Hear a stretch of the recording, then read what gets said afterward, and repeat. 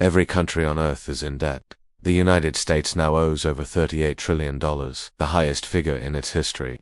The European Union carries around 14 trillion, Japan almost 9 trillion. Even oil-rich nations like Saudi Arabia or export powerhouses like Germany and China all owe enormous sums. But here's the paradox. If everybody owes money, who exactly is owed? This is the financial historian, where money, power, and history collide, and nothing is ever as simple as it looks.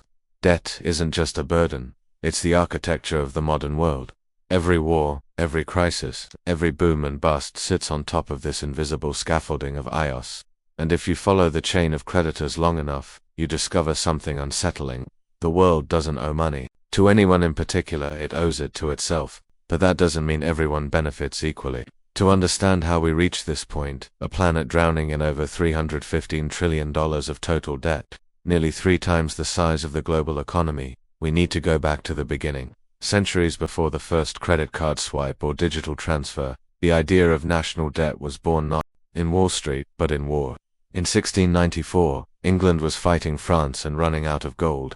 The king turned to merchants for help. In exchange for a permanent stream of interest payments backed by future taxes, they financed the crown.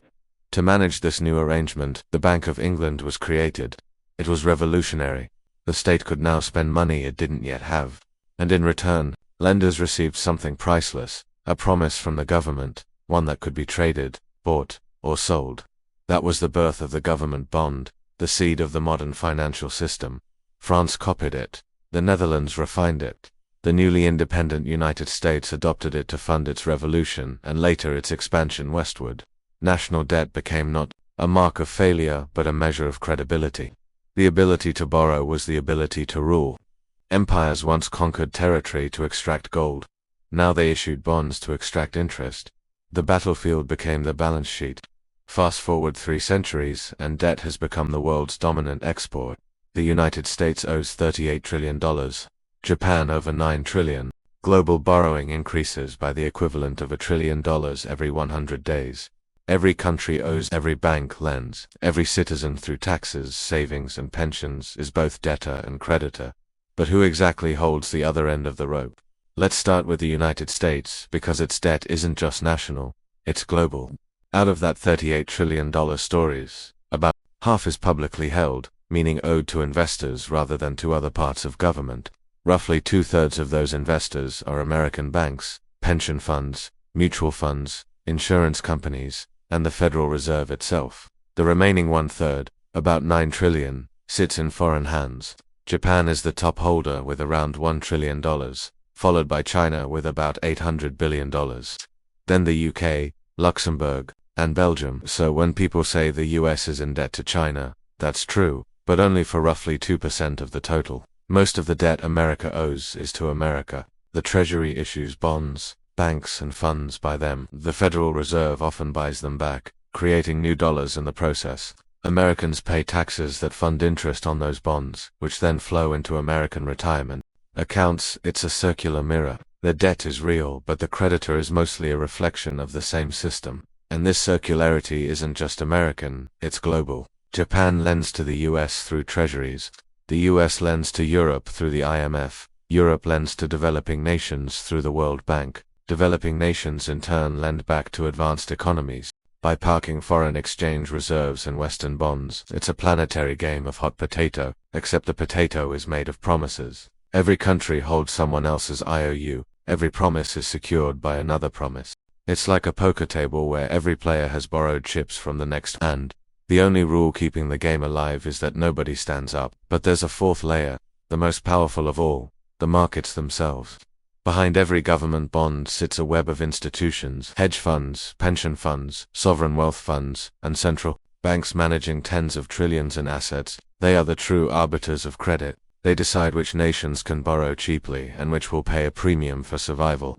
When they lose confidence, currencies collapse, governments fall, and entire economies can be restructured overnight. Democracy decides who governs. Markets decide who survives. And the ultimate market maker, the modern high priest of this system, is the central bank. Central banks don't merely manage debt, they manufacture it.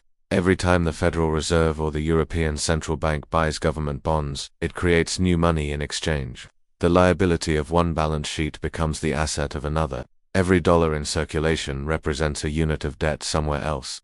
There is no such thing as debt-free money. Every coin, every bill, every digital dollar has an IOU engraved invisibly on its surface. For decades, this loop has sustained itself through confidence. So long as investors believe governments will pay interest, even if never the principal, the machine keeps turning. But what happens when confidence wavers? We've seen it before.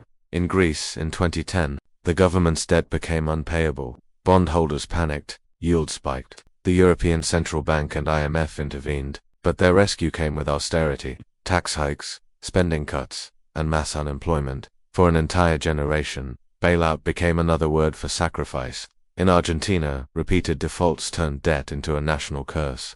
In Sri Lanka, fuel shortages and political collapse followed when the government ran out of foreign currency to service loans. When the system breaks, the creditors suddenly become visible.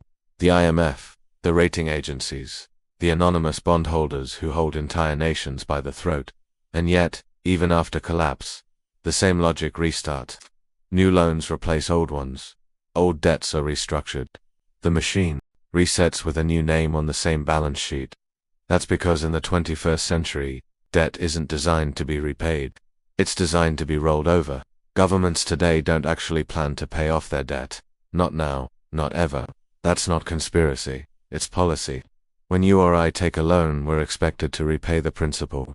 But governments operate differently. They treat debt like a rolling subscription, issuing new bonds to pay off old ones. A process economists call refinancing. Interest becomes the real product, the rent charged for stability. The global economy now depends on that rent. Like a shark that must keep swimming to breathe. The global financial system today runs on confidence, not repayment. The United States will never clear its $38 trillion debt. It will refinance it forever.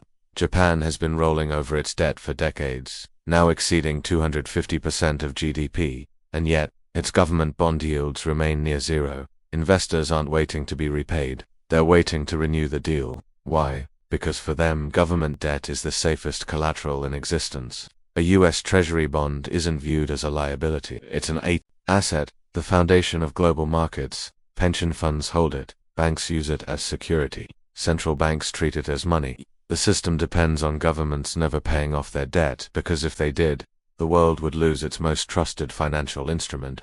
Imagine if Washington somehow decided to pay down every last dollar of its debt. Banks and funds around the world would suddenly lose their most stable asset. The dollar supply would shrink dramatically, triggering deflation and collapse. Paying off the debt would destroy the very thing that makes the economy function. So, governments do the opposite. They keep issuing more, not recklessly, but rhythmically. The debt becomes a kind of heartbeat for capitalism itself, pulsing through every pension, mortgage, and market on Earth. And that's why when politicians talk about balancing the budget or paying down the national debt, they're selling an illusion. The goal isn't to eliminate debt, it's to keep it sustainable, serviceable, and desirable enough that the system never stops believing in it. Because once belief fades, the numbers stop mattering. Confidence collapses, interest rates spike, and the economy built entirely on rolling promises grinds to a halt. That's the real secret of sovereign debt. The plan was never to pay it back. The plan is to keep the world believing it will. It's a closed loop of trust. And as long as that trust holds, the numbers can stretch indefinitely. But trust is not evenly distributed. When we say we owe it to ourselves, that's only half true. Interest payments don't flow equally through society. They flow upward from taxpayers and workers to the institutions and investors that hold the debt. In other words, debt isn't just a transfer between countries, it's a transfer between classes. That's why global inequality and global indebtedness rise together. The system rewards those who own debt and punishes those who merely pay it. If that sounds familiar, it's because it's the same story scaled up. From households to nations, from nations to the planet. Creditors aren't villains. Debtors aren't victims. They're two sides of the same engine. The problem is what happens when the engine runs out of fuel. When new borrowing can't keep pace with the promises made before. That's when the question, who's the creditor, stops being abstract and starts being personal. Because at the top of this global pyramid, there isn't one face to blame. It isn't China. It isn't Wall Street. It isn't the IMF. It's all of them, and us. The modern financial system has turned debt itself into money. Governments issue it, Banks multiply it, investors trade it, and citizens depend on it. The line between debtor and creditor has blurred beyond recognition. Debt once meant bondage. Today it means balance. But if that balance ever tips, if confidence breaks, the illusion ends, and we'll remember what debt really is. A promise that can't be kept forever. If this gave you a new perspective, hit subscribe. History has the answers. I'll show you where to look.